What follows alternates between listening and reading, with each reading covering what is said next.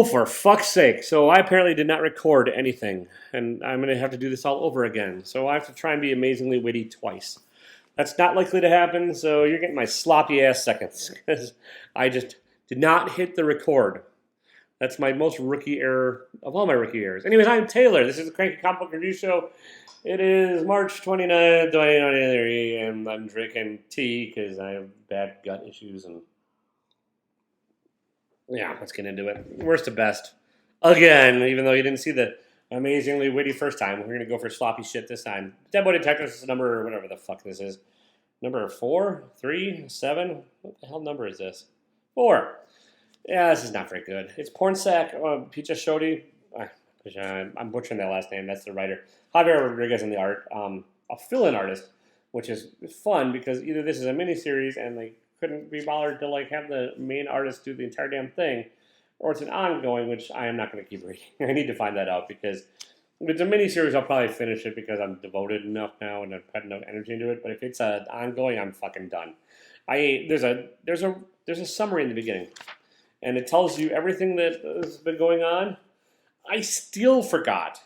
I just read this book and I have trouble remembering what happened in this. There is nothing that stands out in this thing. It is, the characters are, I mean, they're ghosts and they're kind of like pastiches anyways, and they're created in Neil Gaiman's Sandman. But there's nothing to this. Does anything even really happen? Not really. I mean, well, I guess there's something. They come across something, and then this something happens. But it's so forgettable to me, and I that was my problem with the first 3 issues. I really couldn't tell you what happened in the first 3, and I read the summary. I just read this book, and I'm getting old and addled, and I forgot to hit the record button. So don't really take my word for it. If you're liking this one, bully on you. But it's such a forgettable of a book that I'm yeah. I guess it's fine. It's just yeah. It's not the true crime of being bad. It's just that the almost worst crime of it's all right. It feels like nobody's really trying. All right, next. Speaking of Daredevil number 9. All right, a lot of how if you're watching The Mandalorian, you're all fed up this season because some shit happened in Book of Boba Fett. And you're like, God damn it! Just put that shit that happened in Book of Boba Fett in The Mandalorian so you know what the fuck's going on. I feel like that's what's going on with this. I'm pretty sure a bunch of shit happened in The Punisher, which I am not reading. And so, now I'm trying to, catch up in this. And, there's a fill-in artist on this one, too. And it's not good. Manuel Garcia is the artist, and Matthew Wilson is the color artist.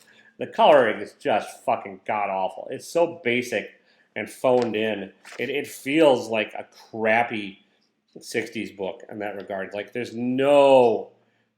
thinking outside the crayon box. Is that the clever saying? It is not. But it's just solids and no, and ham-fisted and, no nuance. This is probably the most nuanced page on here, but there's enough, nothing, not where it really stood out and bugged me. And the art also not great. There's a character that I think Zdarsky had to add some dialogue on saying, Wilson Fisk? Because otherwise there's no representation, you never would have known that it's a flashback to Wilson Fisk, and and Samson, he's having to name these characters because they just don't look right. That's Leonard Nimoy, I guess. Not Leonard Nimoy, whatever. Samson, that one, and yeah, there's some action stuff that happens in here. It's still a lot of setup. This is racing towards a finale. I'm pretty sure Zdarsky's run is over in August, so it'll probably all get reset. And this just feels like a filler issue, and it is a filler issue. It's a licking the wounds to something that didn't happen in the panels of Daredevil, and that's the frustrating part. Either that or it did, and I still forgot it, which is almost worse. But I don't think so. I think I have to go back and look, but I'm pretty sure it happened in a different title, and it's annoying. So, Daredevil number 9. I like the cover. It's fine. All right, next we have Dungeons and Dragons, number 1 from IDW. This is David Boer and Sam Maggs on the writing. Art by George Cambides, whatever. This is the Saturday morning cartoon I grew up with. I'm old, people. And so you get the Ranger, the Wizard, the Barbarian, and they each have one magic item, and they're sent to a foreign realm, and they have to try and find their way home. And there's the dungeon master, who's like a weird little wizard. This would have been better if it really leaned into the retro aspect of it. It has all the characters, and it has an art. It's okay. It doesn't really match the tone of the cartoon, which it doesn't necessarily have to, but it just doesn't like. It feels like they're trying to update the 80s cartoon and make it just a little more grown up, and I don't think it's working. I think it should have just been lean heavily into the retro nonsense and the stereotype characters and like just kind of go all out and like embrace it. And it's, I get that maybe I'm the only one that feels that way. And they are really trying to shoehorn this into like proper Dungeons and Dragons land, because there's the Forgotten Realms is apparently where they're all suddenly trapped, and I don't think they ever really mentioned that in the cartoon. Like, I mean, they just said, "Oh, you're trapped in whatever," and kept trying to get home, and then hilarity ensued. And then there was the guy with the one horn, the bad guy whose name I can't remember. Doesn't matter. Let me know in the comments if you watched the show. It's decent. It's not great. It's not gonna probably hold my interest. I bought it as a retro buy because I was curious. Like I said, I grew up on the cartoon. All right, next we have from Mad Cave Studios, Don't Spit in the Wind, #1. Stefano Corticelli and Dan Lee. Dan Lee's doing the coloring, and Stefano Corticelli's doing pretty much everything else. Oh, Dan Lee's doing the coloring and the lettering. The lettering bugs the shit out of me. It's way too big.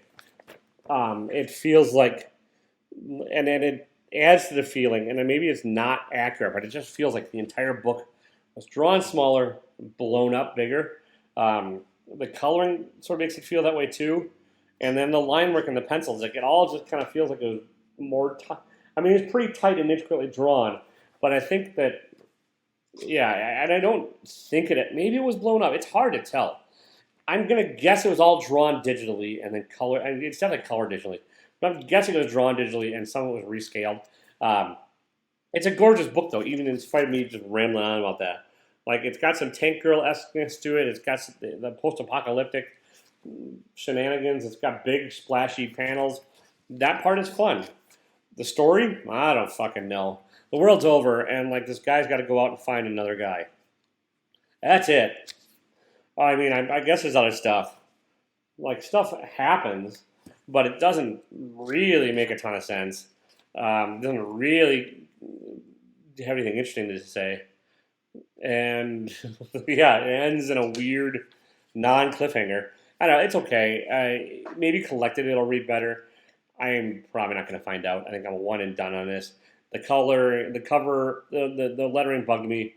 The story's just not there. And I dig the art. Like, just the art is not enough to make a book. All right, speaking of bugging me, we got Waller and Wildstorm, #1 DC Black Label by Spencer Ackerman and Evan Narcissistic, whatever. Though they're the writers. Jesus Marino's in the art. This is Amanda Waller, Suicide Squad. The evil woman that's in charge of everything, pulling strings and being evil and pulling strings of evilness and having them be their little puppets. And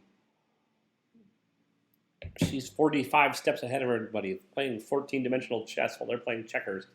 And then she just rages and swears a lot. Or you have a Black Label book where some dude named Battalion that I've never heard of from, I'm guessing the Wildstorm universe, just talks about shit for the entire fucking book. And it's a throwback mostly, and all of it's like, different phrases of back in time. It's really reliant on you knowing who the hell the Wildstorm people are and giving a shit. And you also have to know who Amanda Waller is and give a shit. Like, instead of showing that she's a badass and showing that she's conniving and evil, this book just tells it. So it's that criminal sin of, like, just let the story tell the story instead of that. I don't know if that makes any sense, but it's the whole thing just feels like a big exposition dump. And, like, while there are some fun panels and stuff and the art's fine, it's just the story itself was a slog to get through. And I honestly almost gave up and just was like, I'm not going to admit I bought this just because I don't really care. I still like Amanda Waller. And maybe this one should be lower on the list, and I maybe should have done it. And, like, if you're really into DC or Wildstorm and you know who these characters are, you might get more out of it. But, like, not knowing, like, it doesn't fit together very well as a first issue. It's just not engaging, and like there's just not enough there to like get you going. Art is still pretty cool. All right, next. Books that do just enough to keep you going, even though it's been a 30 issue like thing where not much has happened, and this is really what the second story arc. Something is killing the children. Number 30. No, but something's gonna happen because it's number 30, right?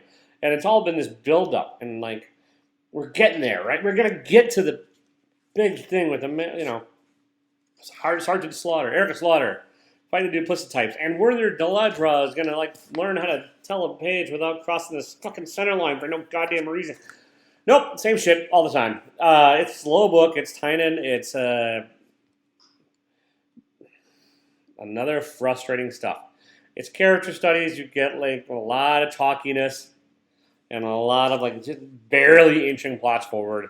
You get new people putting themselves in danger because they're fucking morons, and then you get something inching closer after Erica Slaughter, and Erica Slaughter's inching closer towards the bad demon-y thingy.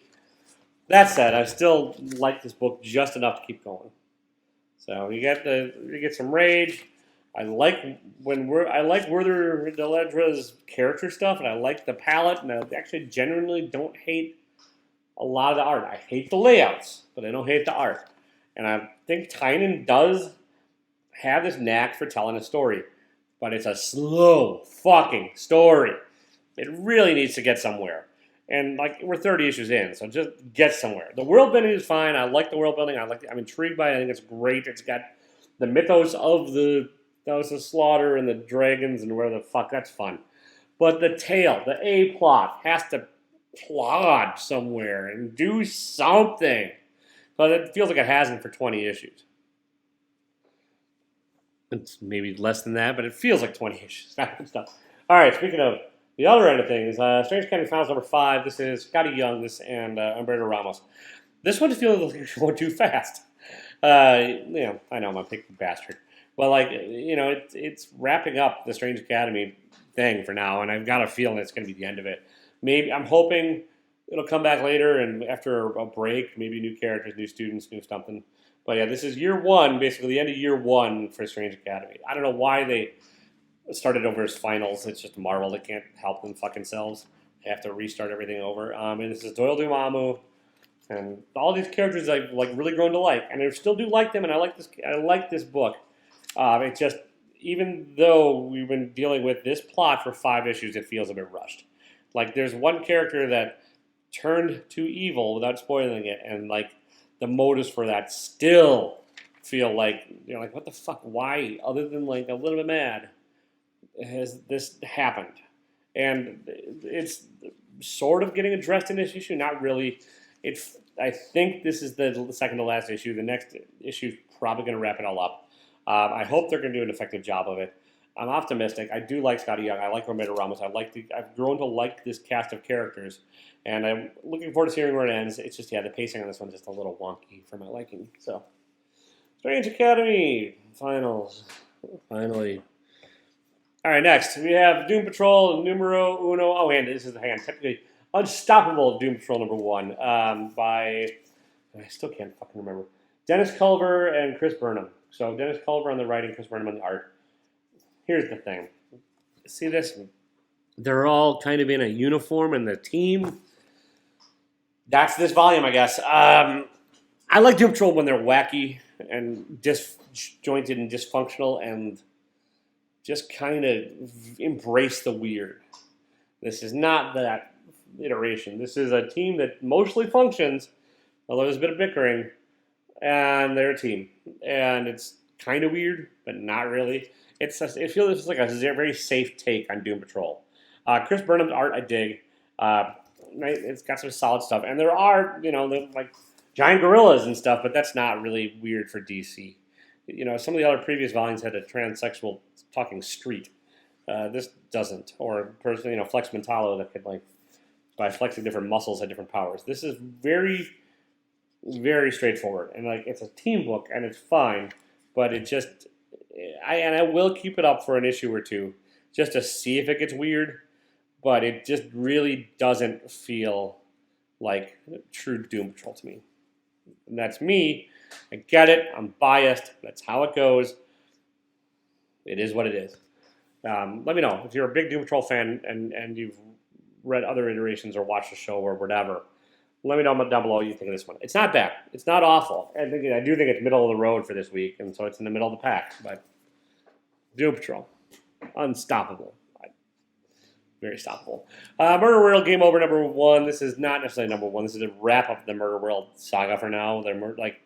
Marvel's just fucking irritating with their titling and their numbering because they've had a series of one-shots you needed to read in order to get this. Like Murderworld Wolverine, and I can't even remember the other ones. They're not one-shots. I mean, they are, but they advance this like plot forward of like sort of Squid Games thing where Arcade is running Murderworld and killing all these people. This has the least amount of arcade in it of all of them. Well, I guess he's kind of in here. And this is the finale of like the 2 last contestants going at it to try and figure out who's gonna win the prize if there is one, because it's Murderworld. It's a lot of fun. It's not going to change the world. It's not going to do much other than that. If you like the puzzly, gamey type evil stuff, you'll probably dig this one. If you're a fan of arcade, you'll probably dig it. If you're a fan of Murderworld, you'll probably dig it. If you want a coherent, long story, not for you. And the fact that, if you pick this one up, you're going to be probably pretty frustrated because you're like, what the fuck? What am I missing here? Well, you're missing about 4 other issues because Marvel's super annoying with some of this shit. So, Murderworld. Endgame. Game over. Yeah. All right, next. We have Clobberin Time, number 1 by Steve Scrooge. I don't know, and I don't know if that's how you pronounce the last name. So I'm just going to keep saying it over and over because I like saying it. Scroochy. Scroochy. This is the thing in the Hulk. They clobber. You know how he said art alone can't save a book? Well, that's sort of true. And this kind of, it is very art heavy. The plot is not super deep. There's enough of a plot here to keep it going. Look, you get the Watcher. Not Uatu, though. It's a different one. And, it's mostly an excuse for Steve Scrooge to draw shit that he likes. Like weird hybrid robot Cyberman Iron Man thingies and foreign worlds and giant kaiju monsters. So you're getting giant kaiju monsters and the Hulk fighting and a threadbare plot, but it's an entertaining enough one. I do think that Scrooge has got a kind of a mastery on Ben Grimm's character, and that does help propel it forward. The Hulk doesn't get a whole lot of characterization here, but it's called Clobberin Time. It's not called Hulk Smash, so deal with it, Hulk. It's a gorgeous book. If you like Steve's art, you're going to like this. If you don't, still pick it up and at least flip through it. It's not earth-shatteringly changing, any of that stuff. But it is a solid, fun romp. So if you want just a solid, fun, kind of superhero-y romp, you can do worse than this. It's one of the best-looking comics of the week. So there you go. That's what I've got for you, people. And it's not a one-shot, because next apparently is Wolverine, which I'm kind of looking forward to. Clobberin Time. Where are we now? Oh, yeah, okay. Nightwing number whatever the hell, 102. And this is a sort of transitional issue where Nightwing's trying to form Nightwing, and a new baddie arises that could be anybody. Yeah, and I'm still trying to figure out who this. So it's still written by Don Taylor, and I'm trying to find a titles page while flipping through this, while talking to you. And I should have done this off camera because this is my second go around, but I'm a goddamn amateur. It's not Bruno Redondo on the art. It feels Bruno Redondo-ish, but it's some fella or person named Moore. And for the life of me, I can't find the goddamn page in Dishia on here, so you're going to have to just live with that for now. There's a backup story, so there's that, which is Nightwing as a detective and teaching young Jonathan Kent stuff. But, it's an entertaining story. Nightwing has been solid, pretty consistent, and even without Redondo on the art, it's still solid and pretty consistent. It's about the forming of the new Teen Titans, or the new Titans, which have not been a thing for a while, so it's interesting to see. I'm hoping they'll come together next issue and just get it over with, but I got a feeling it's be a bit of a process. It's $5. It's better quality than Marvel's paper. I dig it. I like the Nightwing. All right, next we have, Nemesis Reloaded, number 3. It also came out last week. This is Mark Miller and Jorge Jimenez. Here's the thing: my LCS is not great, and so they order very minimal amounts of these books, even books that you think would be popular. And like Mark Miller, image title Nemesis has gotten pretty good in word of mouth.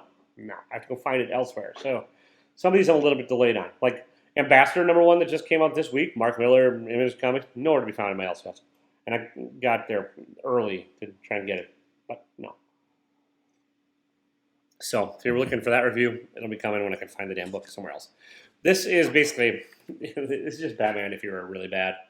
And it's Jorge Jimenez, who's drawn Batman forever, and having fun and going, splash pagey opening stuff, over the toppy Mark Millery goodness, and jumping through a helicopter. Not to spoil a lot. This is just taking down corrupt police while still being a true prick yourself.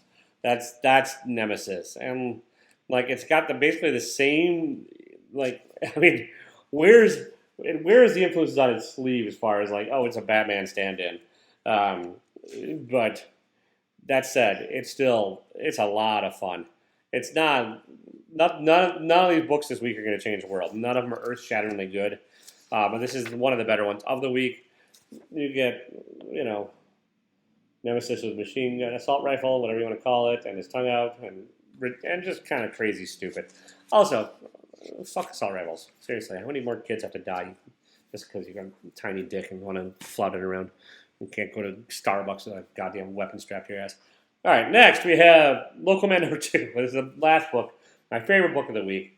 It's another flippity booky for the flippy booky. So yeah, on this back you have like, is it Crossjack, Jack off, whatever. Hometown Hero. So this is, what the fuck is this guy's name? Doesn't matter. It really doesn't matter. It's Crossjack, I think. And so this is like the fake 90s superhero team he was on, and now present day he's in a small town in Wisconsin and framed for murder of a villain called Hodag. That's my little spoilers. I'm just saying Hodag because Rhinelander, Wisconsin, their mascot really is the Hodag. You could Google it. It's kind of ridiculous looking. And the villain is ridiculous looking. And I just didn't catch on until issue #2 that it is set in Wisconsin, and I'm a cheesehead. So it is what it is. Also, northern Wisconsin is fucking terrifying, and that's where this is from. It's, gorgeous. Lots of lakes and wildlife and nature, all of which is scary. No, it's not that. It's just you get small town in Wisconsin. They probably all have assault rifles, too. And they'll probably shoot you if you make fun of their Hodag. But anyways, this is a small slice of life. Like, what if a hero returned home and nobody wanted him to, kind of thing. Like, he wasn't that popular when he left. He was kind of a dick. And now he's still kind of a dick. And he's still genuinely and generally trying to do the right thing. But, it's not necessarily for the greatest of motives. He's just trying to, like, get himself out from under a murder rap and deal with his life as an ex-hero. So it's an interesting take on things. Is it amazing? Like I said, no, but nothing this week is. So is it awful? No, but nothing this week was truly awful. There's some shit that bugged me, but lots of stuff bugs me in life. So, all right, I could rewind this all and do it all again and do it for the third time, but that's not going to happen. So I'm going to get out of here. Don't be a dick, even if you forget to hit record. See ya.